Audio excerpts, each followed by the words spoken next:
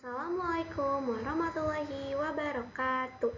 Salam sejahtera bagi kita semua. Om Swastiastu, Namo Buddhaya, salam kebajikan.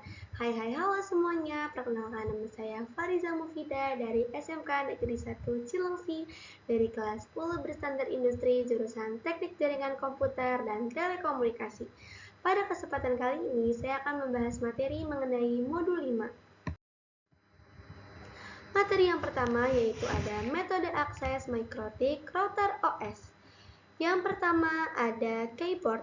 Keyboard yaitu koneksi langsung di PC menggunakan text base, tidak ada GUI dan tidak butuh IP. Yang kedua ada serial console, yaitu menggunakan kabel serial, menggunakan text base, tidak ada GUI dan tidak butuh IP. Yang ketiga remote server, telnet atau SSH. Koneksi di layer 3 hanya text base, tidak ada GUI dan wajib butuh IP. Selanjutnya yang keempat ada Winbox, yaitu koneksi di layer 2 mendukung text base dan GUI. Keunggulannya bisa diakses tanpa IP via MAC address. Yang kelima ada FTP, yaitu koneksi di layer 3 hanya text base, tidak ada GUI dan wajib butuh IP. Selanjutnya yang keenam ada API. Menggunakan soket programming, tidak mendukung teks atau GUI standar untuk aplikasi, tapi wajib butuh IP. Yang ketujuh ada Quickset dan Webquick atau HTTP. Koneksi di layer 3 mendukung text base dan GUI dan wajib butuh IP. Yang kedelapan ada MAC Telnet, yaitu koneksi di layer 2 hanya text base, tidak ada GUI dan tidak butuh IP. Yang kesembilan ada lokal atau Winbox terminal menu. Melalui terminal di dalam Winbox menggunakan text base, tidak ada GUI dan tidak butuh IP spesifik karena sudah di dalam sistem. Yang ke-10 Mikrotik Tik App. Melalui Android atau iOS mendukung text base dan GUI dan wajib butuh IP. Selanjutnya, materi yang kedua yaitu ada akses routerboard menggunakan Winbox. Mengakses mikrotik menggunakan Winbox adalah cara populer karena tampilannya yang berbasis grafis GUI sehingga Anda tidak perlu menghafal perintah teks CLI. Untuk aplikasi Winbox available on Windows, terkait macOS dan Linux bisa menggunakan pihak ketiga, serta available access by MAC and IP address. Nah, yang pertama, persiapan perangkat, yaitu hubungkan kabel. Sambungkan kabel LAN dari laptop atau PC Anda ke salah satu port LAN di router board, biasanya port 2, 3, 4, atau 5. Hindari port 1 karena biasanya diset sebagai jalur internet atau WAN. Selanjutnya, download Winbox. Pastikan Anda sudah memiliki aplikasi Winbox resmi dari situs Mikrotik. Aplikasi ini bersifat portable, jadi tidak perlu diinstal. Selanjutnya yang kedua ada tahap menghubungkan atau login. Yang pertama, buka aplikasi Winbox. Yang kedua, klik tab Navigate di bagian bawah, lalu tunggu beberapa detik sampai muncul daftar perangkat Mikrotik Anda. Yang ketiga, klik pada MAC address yang muncul. Disarankan menggunakan MAC address jika IP router belum disetting atau masih 0.0.0.0. Yang keempat, isi kolom login dengan peraturan standar pabrik, yaitu login diisi dengan admin dan password dikosongkan saja. Yang kelima, klik tombol connect. Dan apa sih yang terjadi setelah login? Yaitu yang pertama, muncul jendela utama. Anda akan melihat tampilan desktop Winbox dengan menu-menu di sisi kiri seperti interface, IP, wireless, dan lain-lain. Dan konfigurasi default. Jika router masih baru, biasanya akan muncul jendela pop-up router default configuration. Klik OK jika ingin menggunakan pengaturan standar pabrik atau port 1 jadi internet, port lain jadi LAN. Bisa juga diklik remove configuration jika Anda ingin menyeting router benar-benar dari nol. Materi yang ketiga yaitu menu hostname dan IP address pada Winbox. Pada aplikasi Winbox atau software manajemen Mikrotik, kolom hostname dan IP address berfungsi sebagai identitas unik perangkat agar Anda tidak salah masuk ke router yang berbeda. Yang pertama yaitu ada hostname atau identity. Hostname adalah nama panggilan atau label yang diberikan kepada router. Fungsinya memudahkan admin mengenali router secara visual, terutama jika ada banyak perangkat dalam satu jaringan. Contohnya router lantai 2, Core MikroTik, atau Wi-Fi Cafe. Analoginya seperti nama orang, misalnya Budi. Nama ini membantu kita membedakan Budi dengan Andi meskipun mereka berada di ruangan yang sama. Selanjutnya yang kedua ada IP address. IP address adalah alamat numerik protokol internet yang digunakan untuk komunikasi data. Fungsinya sebagai alamat tujuan teknis agar Winbox bisa terhubung atau remote ke sistem operasi router melalui jaringan atau layer 3. Contohnya yaitu 192.168.88.1 atau 10.0.0.5. Analoginya seperti nomor telepon atau alamat rumah. Tanpa nomor ini, Anda tidak bisa melakukan panggilan koneksi ke perangkat tersebut. Materi yang keempat yaitu mengakses router virtual PNetLab dengan Winbox. Untuk mengakses router MikroTik di PNetLab menggunakan Winbox, kuncinya adalah menghubungkan router virtual tersebut ke manajemen cloud. Yang pertama yaitu hubungkan ke cloud. Di dalam PNetLab, klik kanan, Add Network, pilih manajemen cloud, biasanya cloud 0, hubungkan ke salah satu port MikroTik, misal Ether 1, ke cloud tersebut menggunakan kabel virtual. Yang kedua yaitu atur IP di MikroTik. Pastikan port MikroTik yang terhubung ke cloud memiliki IP yang satu jaringan dengan komputer Anda, atau minta IP otomatis dari DHCP. Yang ketiga, buka Winbox di host. Buka aplikasi Winbox di laptop atau PC fisik Anda, yaitu bisa diklik tab Neighbors, klik refresh, klik MAC address atau IP address MikroTik yang muncul, lalu diklik connect. Jika kita tidak memiliki perangkat keras MikroTik, kita dapat melakukan pembelajaran MikroTik secara virtual menggunakan PNetLab. Di sini saya menjalankan PNetLab-nya menggunakan aplikasi VMware. Langsung saja saya akan menambahkan perangkat MikroTik dengan klik kanan lalu klik Node. Di sini saya pilih perangkat MikroTik Router OS. Lalu kita akan menghapus bagian QEMU option. Kita hapus, lalu klik save. Jika sudah, ini kita nyalakan MikroTik-nya. Jika sudah nyala, kita klik kanan, lalu yang network. Terus di sini saya ingin mengganti menjadi ISP. Di sini tipenya saya mengganti menjadi manajemen cloud. Manajemen cloud ini akan mendapatkan IP private yang berawalan 192. Lalu saya klik save. Habis itu saya rapikan dulu. Setelah itu saya menghubungkan dari network ke MikroTik-nya. Lalu klik save. Setelah itu saya double tap di MikroTik-nya. Habis itu tunggu sampai ada tulisan login. Kita tunggu. Jika sudah ada tulisan login, kita isi dengan admin. Setelah itu kita klik enter. Di passwordnya kita kosongkan, langsung enter. Nanti di sini license-nya kita pilih yang N tapi tidak usah di enter. Nah, di sini saya tidak mau mengisi password jadi pencet Ctrl C. Sudah ada. Di sini saya mau meng-enter tapi tidak bisa, jadi kita mainkan kursornya saja. Jika sudah kita pencet enter. Sudah bisa, kita klik IP address print. Lalu klik enter. Jika sudah, IP address-nya sudah ada di sini, saya langsung membuka Winbox-nya.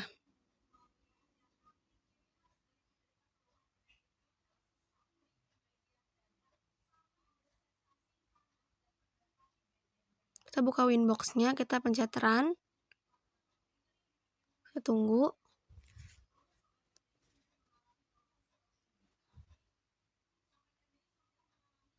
Pencet allow. Di sini kita tunggu sampai MikroTik kita terdeteksi. Sudah ada. Nah, ini yang saya ingin panah itu. Nah, kita samakan dulu dengan IP address yang tadi didapatkan. samakan. Di sini saya akan samakan. Lalu ini yang saya lingkar-lingkarin ini itu sama. Nah, kita udah tahu identitinya itu mikrotik dan boardnya itu kita sudah tahu. Di sini saya klik yang IP address-nya, lalu saya klik connect.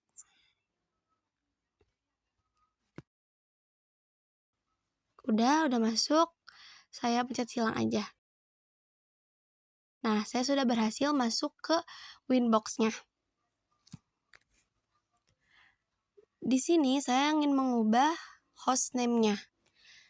Kita klik yang sistem, lalu klik identity. Lalu di sini saya ingin mengubah menjadi nama saya. Jika sudah, klik apply lalu OK. Di atas sudah otomatis terubah menjadi nama saya. Kalau mau mengubah IP, kita klik IP, lalu klik addresses. Lalu di sini saya melihat ada IP saya cek, dan ini benar IP saya. Dan jika ingin membuat IP baru atau menambahkan, klik new. Lalu kalian bisa mengubah IP atau menambahkan IP sesuai yang kalian inginkan. Jika sudah, klik apply lalu OK. Jika sudah, nanti IP-nya akan muncul di bawahnya. Oke, jadi seperti itulah. Materi yang kelima yaitu pengenalan tampilan mikrotik pada Winbox. Di sini saya mengambil gambar dari Google. Untuk yang kotak atas yang bertuliskan admin dan seterusnya itu adalah user login, IP atau MAC address, hostname, versi router OS, hardware type, dan arsitektur. Untuk bagian sebelah kanan itu adalah dashboard, dan bagian sebelah kiri itu adalah undo atau redo. Nah, di bawah undo atau redo itu adalah menu, serta yang abu-abu belakang itu adalah area kerjanya. Materi yang keenam yaitu adalah mengakses router board menggunakan WebFig. Mengakses router board via WebFig adalah cara termudah untuk mengonfigurasi mikrotik melalui browser tanpa perlu mengunduh aplikasi Winbox. WebFig diperkenalkan sejak router OS versi 5.0 dengan fungsi yang sama dengan Winbox. 1. Persiapan koneksi, yaitu hubungkan perangkat. Sambungkan PC atau laptop kamu ke salah satu port LAN router board, biasanya port 2-5, menggunakan kabel Ethernet. Yang selanjutnya adalah IP address. Secara default, router board mikrotik memiliki IP 192.168.88.1.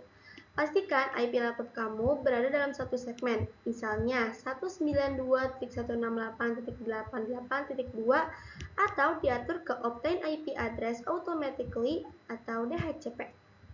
Yang kedua, membuka WebFig. Di situ yang pertama adalah buka browser favorit kamu, bisa Chrome, Edge, atau Firefox. Yang kedua, ketik 192.168.8.1 atau IP kalian pada kolom alamat atau URL bar, lalu tekan Enter. Yang ketiga, akan muncul halaman login mikrotik. Selanjutnya yang ketiga, login ke sistem. Bisa diisi username, isi dengan admin, passwordnya kosongkan. Ini adalah pengaturan default pabrik. Lalu klik tombol login. Yang keempat, menavigasi antar muka. Setelah berhasil masuk, kamu akan melihat tampilan pada WebFig, yaitu di menu kiri berisi semua fitur konfigurasi atau interface, IP, wireless, firewall, dan lain-lain. Selanjutnya adalah jendela utama, tempat kamu mengubah pengaturan dari menu yang dipilih. Selanjutnya ada Quick Set, biasanya muncul pertama kali untuk pengaturan cepat bagi pemula. Materi yang ketujuh yaitu Quick Set. Quick Set adalah fitur konfigurasi cepat yang disediakan oleh mikrotik melalui sistem operasi router OS. Fitur ini dirancang untuk memudahkan pengguna dalam melakukan pengaturan awal atau initial setup perangkat tanpa harus masuk ke menu konfigurasi yang rumit satu persatu. Sederhananya, QuickSet mengumpulkan parameter-parameter penting seperti IP address, DHCP server, SSID Wi-Fi, dan password dalam satu tampilan menu yang ringkas. Fungsi utama QuickSet adalah sebagai wizard konfigurasi otomatis. Beberapa kegunaan spesifiknya meliputi yaitu efisiensi waktu untuk mempersingkat waktu instalasi perangkat baru.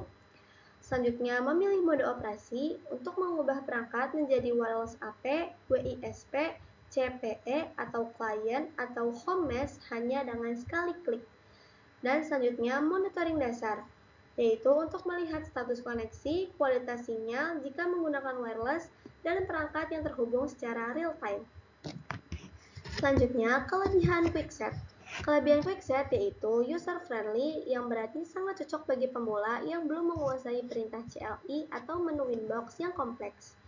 Selanjutnya, satu layar atau single view. Semua informasi dasar mulai dari konfigurasi internet atau WAN, jaringan lokal atau LAN, hingga keamanan Wi-Fi berada dalam satu halaman. Selanjutnya adalah kekurangan QuickSet.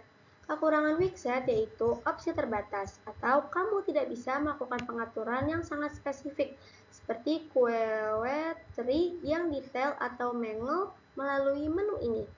Selanjutnya, kurang edukatif. Karena semuanya otomatis, pengguna mungkin tidak memahami alur logika jaringan, seperti hubungan antar interface, drive, dan IP address yang sebenarnya terjadi di balik layar. Materi yang ke-8, Remote Control Telnet dan SSH. Apa itu Telnet dan SSH? Keduanya adalah protokol jaringan yang memungkinkan kita untuk mengendalikan perangkat seperti router dari jarak jauh tanpa harus berada di depan fisik perangkat tersebut, dan digunakan untuk merunning script atau ketika akan mengakses router dengan keterbatasan bandwidth. Selanjutnya, Telnet atau Telecommunication Network adalah protokol lama yang mengirimkan data dalam bentuk teks biasa atau plain text. Sangat tidak aman karena password bisa dicuri dengan mudah. Selanjutnya ada SSH atau Secure Shell. Adalah versi modern dan aman. Semua data yang dikirim dienkripsi atau diacak, sehingga peretas tidak bisa membaca informasi atau password yang lewat. Selanjutnya, berbasis terminal CLI. Akses ini sepenuhnya berbasis CLI atau Command Line Interface atau TEX. Artinya, kamu tidak akan melihat gambar atau icon. Kamu mengendalikan router dengan mengetikkan perintah-perintah teks di sebuah layar hitam atau terminal. Akses router via teks atau CLI dapat dilakukan melalui SSH, Telnet, konsol, new terminal atau Winbox, dan terminal atau webfig. Untuk mengakses router via remote, SSH atau Telnet, maka bisa menggunakan aplikasi remote client seperti PuTTY, WinSCP, dan seterusnya. Materi yang ke-9 atau materi yang terakhir yaitu adalah serial console. Serial console adalah antarmuka komunikasi berbasis teks untuk mengelola perangkat komputer, yaitu server, router, dan switch, secara fisik. Berbeda dengan monitor yang menampilkan gambar atau GUI, serial console hanya mengirimkan karakter teks bolak-balik melalui kabel. Serial console adalah penyelamat saat jalur komunikasi utama terputus. Kapan digunakan? Digunakan pada saat perangkat baru keluar dari kotak atau belum ada IP, saat jaringan rusak, atau saat sistem operasi gagal booting, atau hanya muncul layar hitam. Fungsinya yaitu untuk mengkonfigurasi perangkat dari nol, memperbaiki kesalahan pengaturan jaringan yang membuat kita terkunci, serta melihat pesan error saat booting atau BIOS atau kernel lock. Selanjutnya, remote via serial console membutuhkan kabel DB strip 9 atau konverter USB ke DB strip 9, serta menggunakan program hyperterminal baud rate 115.200, data bits 8, parity none, stop bit 1, dan flow control none. Sekian penjelasan dari saya. Mohon maaf bila ada kesalahan kata dalam pemaparan dan pengucapan saya. Semoga video ini dapat bermanfaat untuk kita semua. Terima kasih. Wassalamualaikum warahmatullahi wabarakatuh.